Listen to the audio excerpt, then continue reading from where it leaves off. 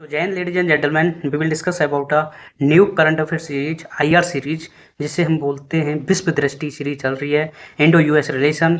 Last video में हमने बहुत सारी अच्छे अच्छे फैक्ट देखे जो आपको पता था, जो आपको कुछ लोगों को पता था, कुछ लोगों को नहीं पता था। और जिन लोगों ने वीडियो नहीं देखी है उसे देखें, काफ़ी इंटरेस्टिंग वीडियो है और काफ़ी रिलेटेबल वीडियो है। अगर तुम इसे कर लोगे तो I hope it will be more than enough for you on the Indo US relation. और कोई वीडियो देखने की ज़रूरत नहीं है। अगर आपने ये वीडियो देख ली, आई प्रॉमिस टू यू। और जिन को ये वीडियो अच्छी लग रही है प्लीज़ शेयर करो उसे। अच्छी लग रही है तभी शेयर करो, अगर नहीं लग रही है तो सजेशन बताओ कि व्हाट शुड आई इम्प्रूव, मुझे क्या इम्प्रूव करना चाहिए। सो लास्ट हमने देखा, बहुत सारी चीज़ें देखी, तो उसको उस सफ़र को आगे बढ़ाते हुए धीरे धीरे आगे आ रहे हैं। तो और हम आज डिस्कस करेंगे अपने जो मिलिट्री एक्सरसाइज होती हैं यूएसए के साथ, उस उनके बारे में काफ़ी अच्छे पॉइंट ऑफ व्यू से स्टार्ट करेंगे। So let's start. एक्सरसाइज वज्र प्रहार 2021 में ये एक्सरसाइज होती है इंडो यूएस में। अपने इंडिया से स्पेशल फोर्स जाती है, 45 जवान जाते हैं स्पेशल फोर्स के, और उधर से यूएसए के भी जवान आते हैं। ये मिलिट्री एक्सरसाइज होती है और काफ़ी अच्छी होती है, काफ़ी इफेक्टिव होती है। और इसमें ट्रेनिंग होती है बहुत सारी। 11th एडिशन होता है स्पेशल फोर्स का। इसकी ट्रेनिंग अल्टरनेट चलती है, कभी इंडिया में होगी, कभी यूएसए में होगी। और बात करें कि this is a 11th edition exercise conducted with the special force training school located at Himachal Pradesh. और इंडिया और यूएसए की नेवल एक्सरसाइज होती है जिसे हम बोलते हैं पास एक्स। इसका मतलब है 2 डेज पैसेज एक्सरसाइज, जो ईस्टर्न इंडियन ओशियन रीजन में होती है। इंडो यूएस में एक्सरसाइज युद्ध अभ्यास इंडियन आर्मी के बीच में होती है, और इंडो यूएस और आर्मी के बीच में होती है, और कोप इंडिया एयरफोर्स के बीच में होती है। Red flag USA multilateral exercise air exercise है। 2008 और 2016 में इंडिया ने इसे ज्वाइन किया। फिर मालाबार एक्सरसाइज होती है जो हमने ऑलरेडी डिस्कस कर चुके हैं। अब सबसे इम्पोर्टेंट चीज़, जो वेपन है, जो मोस्ट पावरफुल थिंग है यूएसए की, जिसे हम बोलते हैं यूएसए सबसे आगे बढ़ता है और सबसे आगे इम्प्रूवमेंट करता है, जिसमें मिलिट्री एग्रीमेंट सबसे पहले करता है।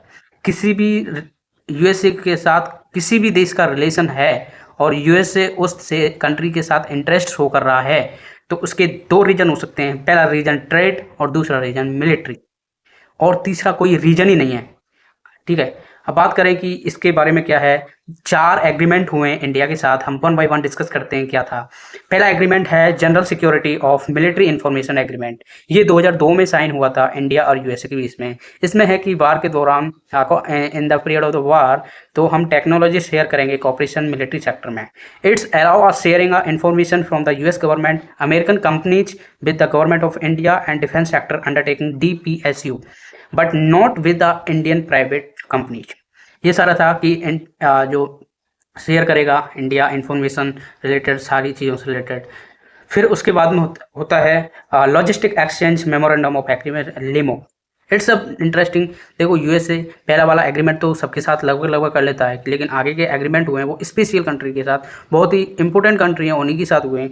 तो इसमें 2016 में होता है लॉजिस्टिक सपोर्ट एग्रीमेंट। इसमें होता है कि आप अपने बेसिस, यूएसए के बेसिस को इंडिया यूज कर सकता है, इंडिया के बेसिस हैं वो यूएसए यूज कर सकता है, लॉजिस्टिक वगैरह सभी को। और इसमें क्या होता है, it's a version of logistic support based USA के द्वारा। और इसमें होता है कि ह्यूमैनिटेरियन एड ले सकते हैं, कॉल ऑफ ड्यूटी ले सकते हैं, बहुत सारी चीज़ें होती हैं इसमें। अब बात करें कि हाँ, सबसे इंपॉर्टेंट है communication compatibility and security agreement, COMCASA agreement, if you heard. तो ये काफ़ी वो था, काफ़ी चैलेंजिंग था। इसमें बोला था कि ये एग्रीमेंट साइन हुआ 2018 में।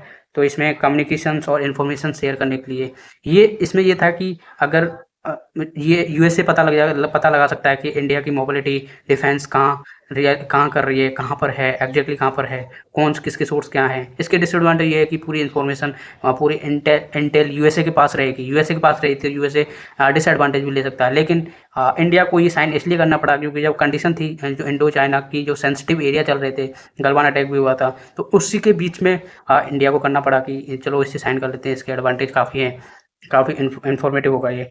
तो it will be facilitate utilising the existing US origin platform. इसमें ये भी है कि आज I want to tell again the COMCASA agreement. COMCASA agreement ये है कि जो इंडो यूएस जो इंफॉर्मेशन जा रही, जो मिलिट्री वेपन्स ले रहे हैं वो यूएसए से लें। जैसे और इससे 2018 में हुआ था। तो इससे कौन सा Indo specific version communication information के वेपन्स या इंस्ट्रूमेंट यूज किए जा रहे हैं वो यूएस यूज करे। तो ये फैसिलिटेड है utilising existing India origin US origin platform. कौन सा एग्रीमेंट हुआ था जिसमें transfer specialise equipment for communications के लिए यूएस ओरिजिन लाइक C-17 हुआ, C-130 हुआ, P-81S हुआ, ये सारी। अब सबसे लास्ट जो ट्रेड मिलिट्री एग्रीमेंट होती है जिसे बोलते हैं हम basic exchange and cooperation agreement बेका, जो 2020 27 अक्टूबर को हुआ, 27 अक्टूबर 2020। इसमें क्या हुआ था, ये एग्रीमेंट हुआ दो नेशंस के बीच में। ये एक्सचेंज कर सकते हैं जियो स्पेटिकल इन्फॉर्मेशन। इसमें क्या है कि टारगेट को शेयर करने के लिए इन्फॉर्मेशन की कौन सी मोबिलिटी कहाँ है, किसका टारगेट कहाँ पर है, तो ये शेयरिंग द इन्फॉर्मेशन एवरीथिंग, हाँ सब कुछ शेयर कर सकते हैं। तो इसमें ये था this agreement can be military advancement और they are undermine military military autonomy को चैलेंज करते हैं। तो ये सारा होता है। अब बात करते हैं कि बहुत सारी इंपॉर्टेंट चीज़ है जिसमें new security strategy of US after the Trump के आने के बाद यूएस स्पेसिफिक फ्रेज, पहले ये एशिया पैसिफिक फ्रेज था। यूएस सिक्योरिटी फ्रेमवर्क बनाने के लिए it's include west coast of India to east coast of USA. West coast of India से लेकर ईस्ट कोस्ट ऑफ यूएसए तक का जो सिक्योरिटी काउंसिल है वो इसके अंडर में आएगा। पहले नहीं था लेकिन अब है। अब बात करते हैं सबसे इम्पोर्टेंट टॉपिक है जिसे बोलते हैं हिंड्रेंस टुवर्ड अ हेल्थी पार्टनरशिप के बीच में क्या क्या प्रॉब्लम है, जो रिलेशन चल रहा है उसमें उसके बीच में प्रॉब्लम एग्जैक्टली क्या क्या प्रॉब्लम आ रही है। ठीक है, पहली है जीएसपी होता है कि जीएसपी हटा दिया था, जनरलाइजिंग सिस्टम ऑफ प्रेफरेंस। जो तारीफ इशू चल रहा है ना रिसेंटली वाला, ये कनेक्ट करता है इससे जीएसपी से।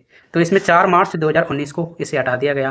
पहले डेवलपिंग नेशन था इंडिया उसमें बोला कि इस पर कोई तारीफ नहीं लगेगा, कोई ड्यूटी नहीं लगेगी। जो I think 114 countries developing and under develop country ऐसे हैं जो अपने प्रोडक्ट को यूएसए के मार्केट में आसानी से विदाउट एनी तारीफ ला सकते हैं। तो ये था। ठीक है, उसके बाद जो स्पेशल 301 रिपोर्ट में लाया गया था इंडिया को, क्योंकि जो ड्रग्स वाला इश्यू चल रहा था और आईपीआर भी हुआ था। फिर रेस्ट्रिक्शन लगा दिया गया था एपीआई इंपोर्ट में।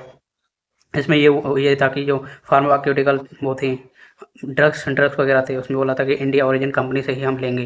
तो इसमें ये केस चला था इंडिया उसमें डोमेस्टिक कंटेंट था, केस चला था WTO में, यूएसए ले गया, यूएसए जीत गया इस केस को, इंडिया हार गया।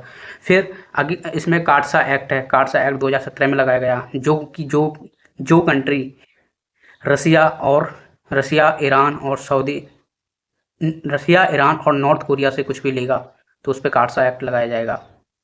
अब बात करते हैं नेक्स्ट H1 वीज़ा जो स्टूडेंट को मिलता है 3 साल के लिए। H4 वीज़ा जो कपल्स को मिलता है, इसमें इश्यू करने लग गया है। फिर ट्रेड वार हुआ, steel import from Nations like India and China, यहाँ पर भी प्रॉब्लम करने लग गया। फिर यूएस जितना ऊपर जाता है फिर वहाँ पर प्रॉब्लम क्रिएट करने लग जाता है। एनवायरनमेंट क्लाइमेट चेंज में कोई सपोर्ट नहीं करता, जितना उससे पैसा देना चाहिए उतना नहीं देता। जो अभी भी फेलियर होती, जो COP29 या आई थिंक COP30 फेलियर हुई थी, वो यूएसए की वजह से हुई थी, क्योंकि यूएसए सपोर्ट नहीं कर रहा, यूएसए फंडिंग ही नहीं दे रहा। Like for example you can take example climate change, Paris agreement, UNEP program, उनसे बोलता है कि मैं निकलने की बात कर रहा हूँ, मैं जा रहा हूँ, ये सारा इश्यू क्रिएट करता है। अब बात करते हैं कि partnership for global infrastructure and investment, जो चाइना ने 1 ट्रिलियन इकोनॉमी डॉलर जो इन्वेस्ट की थी। तो G7 का ये काउंटर पार्ट है कि हम चाइना को साइड करते हुए एक प्रोजेक्ट बनाते हैं जो कि अल्टरनेटिव सोर्स क्रिएट करेगा, जो कि 4 मेन पॉइंट पे वर्क करेगा। पहला है क्लीन एनर्जी, दूसरा है हेल्थ सिस्टम, तीसरा है जेंडर इक्वलिटी, चौथा है इंफॉर्मेशन एंड कम्युनिकेशन टेक्नोलॉजी। ये 4 चीज़ें हैं। ठीक है, अब बात करें कि at the centre of the PGII is